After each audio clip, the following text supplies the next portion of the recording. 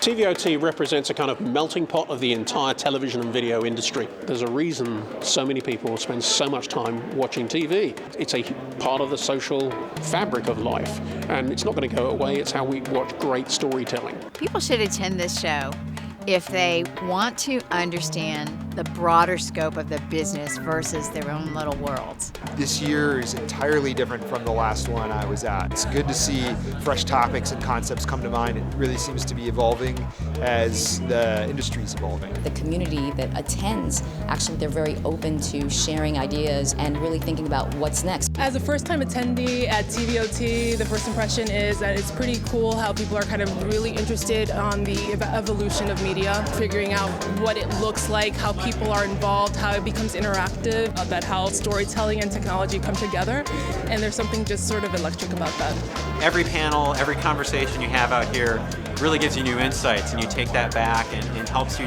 develop new strategy or develop new APIs or even enhance the platform. I think that the future of entertainment and television, it's going to be more about the people. So television for the people, by the people, and I'm really interested to see how that's going to develop within the next couple of years. Some of the most interesting things that I'm looking forward to seeing with the TV of Tomorrow show is things like Periscope, things like virtual reality, where we're starting to push on the edge of how video will transform in the future. The latest trends on use of social tools, Twitter, Facebook, etc., to enhance the TV experience. The audience and the panelists and the topics, I think they're very timely and even slightly ahead of their time. It's the most concise way to find what is happening with the industry, where is it going, and maybe getting a few steps ahead of the game. There's not a lot of people here pitching ideas and things. There's really people with ideas and with technologies. 2 years ago, we were nobodies. We didn't have anything, and they talked to us like anybody else now. Now with product shipping, it's great. They're still talking to us, obviously. I was just on a panel, and we have a startup with, I think, like 4 people, and a very senior guy from Fox, right? They're talking together, right? You're going to learn a lot of different things all at the same time. In the day in the life of a consumer, they are hopping around across platforms. They're watching some free over-the-air, they're watching OTT, they're recording some programs and doing binge watching. This isn't too technical and too deep and too geeky. It's just enough that a business person can really use this information to be smarter in the room. And I think the most interesting thing is that people stay here, so you have the time to talk to them. They have time on their hands to relax and actually learn.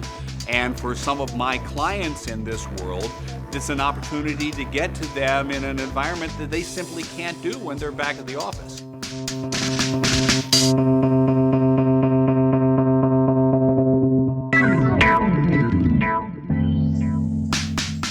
Impressed at the audience that is very senior and clearly understands the subject matter. I think it's probably one of those last bastions where you actually can get in some pretty heavy deep diving on some issues in a very compressed period of time. I recently wrote an article on the reality of virtual reality and that really great experiences that are virtual or physical both live in your mind as a memory. It's that great combination of traditional and meeting and seeing those people, but also being exposed to new things.